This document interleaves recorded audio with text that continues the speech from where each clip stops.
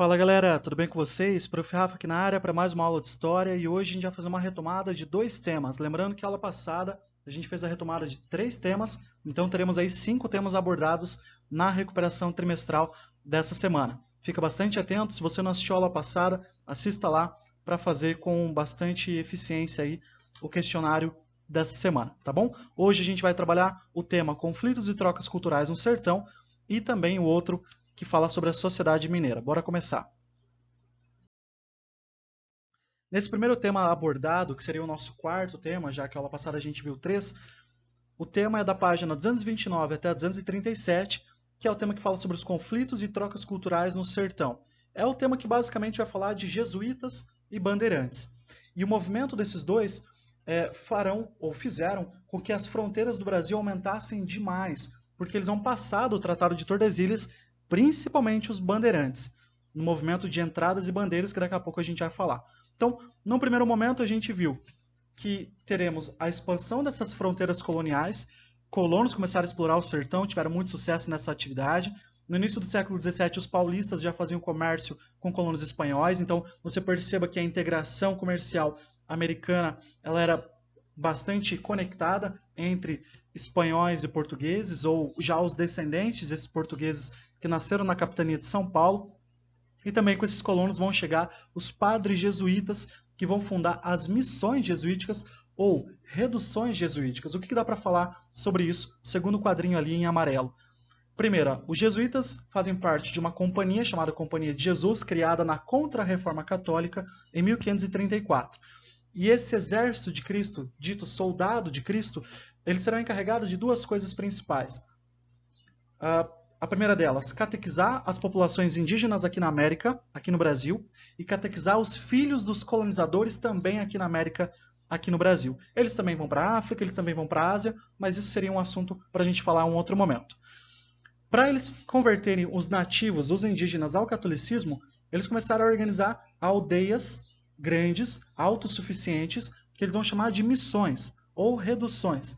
E lá nessa aldeia eles vão reunir um grupo gigantesco de indígenas, 5 mil, 10 mil, 15 mil ou menos, e lá eles vão adotar um modo de vida cristão. E eles vão ter que deixar de lado os costumes indígenas ancestrais, como, por exemplo, o politeísmo, a nudez, a poligamia. Então, essa cultura indígena, nas reduções, ela é deixada de lado para que a cultura e a moral cristã fosse ensinada dos jesuítas para os indígenas, que era a missão desses ditos, soldados de Cristo. Nesse tema também a gente viu sobre os bandeirantes, que eram as pessoas que não queriam catequizar os indígenas, mas queriam escravizar os indígenas. Olha só, no quadrinho que está em azul diz assim: aliança e guerra com os indígenas. Até 1570 os colonizadores escravizaram os indígenas sem nenhuma restrição. Pressionada pelos jesuítas, a coroa portuguesa determinou que somente os indígenas capturados em guerra justa poderiam ser escravizados. Só que na prática as pessoas continuaram escravizando, ignorando aí essa ordem da coroa portuguesa, ignorando a pressão jesuíta. Vários bandeirantes vão entrar na mata para escravizar indígena. Quem são os bandeirantes então? Paulistas que faziam viagens, expedições rumo ao interior da colônia. Eu quero que você lembre disso. Por conta deles, o Brasil tem boa parte da atual configuração política. O que isso quer dizer? O Brasil tem esse tamanho, boa parte disso decorre das viagens dos bandeirantes, porque eles vão promover a interiorização, assim como a pecuária promoveu, a gente viu um tempo atrás. E eles vão então fazer a ocupação no interior do Brasil buscando duas coisas. Primeiro, capturar indígena. Segundo, buscar pedra preciosa se encontrar. Não sei se você lembra, eles encontraram em Minas Gerais grandes jazidas, Mas isso a gente vai ver no outro tema.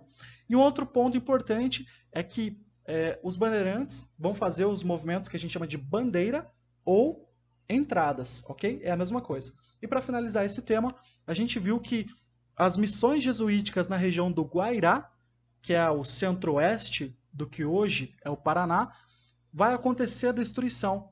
Por quê? Porque os bandeirantes vão se dirigir até lá e você terá conflitos acontecendo entre padres jesuítas e colonos bandeirantes. A diferença é que os padres jesuítas eram uma minoria e os colonos e bandeirantes eram uma grande maioria. Eles ignoravam as leis de Portugal falando sobre a escravização indígena E o principal alvo deles era as aldeias Guarani da região do Guairá, que é a região que você está vendo ali no último quadrinho, que é o oeste do Paraná. Lá viviam milhares de indígenas guaranis.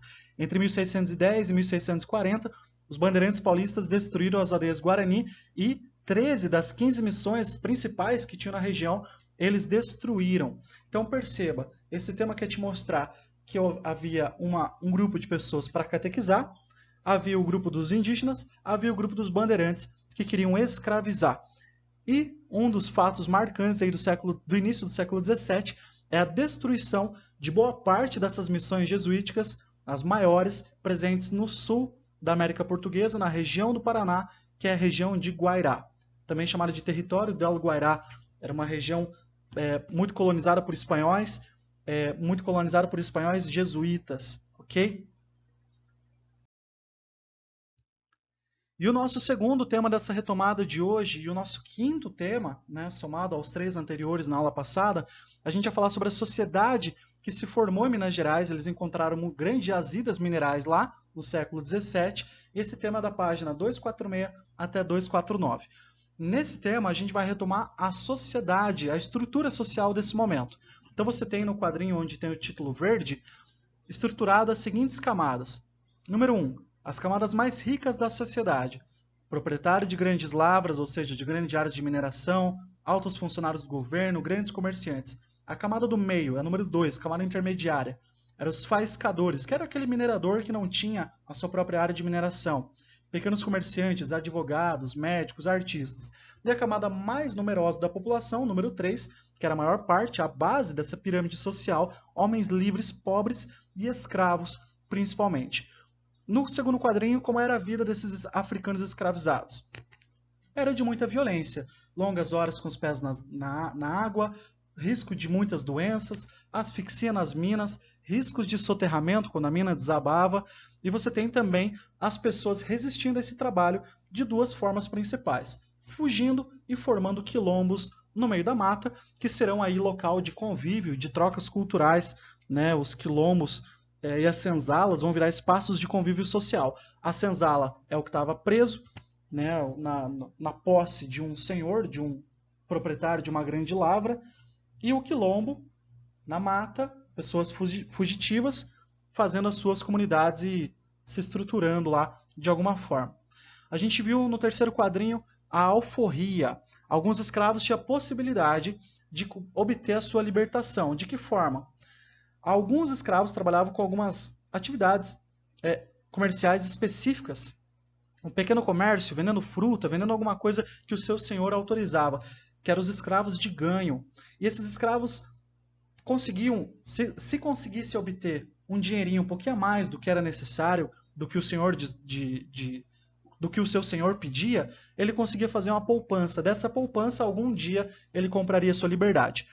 Essa possibilidade de alforria foi vista como uma forma de controle social, porque, entre aspas, suportar o peso da escravidão seria mais brando, seria algo mais tangível, e aí as revoltas seriam menos numerosas. Essa era a ideia. Olha, não faça revolta, não se rebele, não fuja, quem sabe um dia você compre a sua liberdade. Então era uma forma de controlar essas pessoas. Vimos também no quadrinho 4 aí, que a sociedade mineira era uma sociedade mais urbanizada de toda a colônia portuguesa, e você tem as irmandades religiosas aí cultuando um santo específico, ligados à Igreja Católica, construindo igrejas e hospitais nessa sociedade mineira.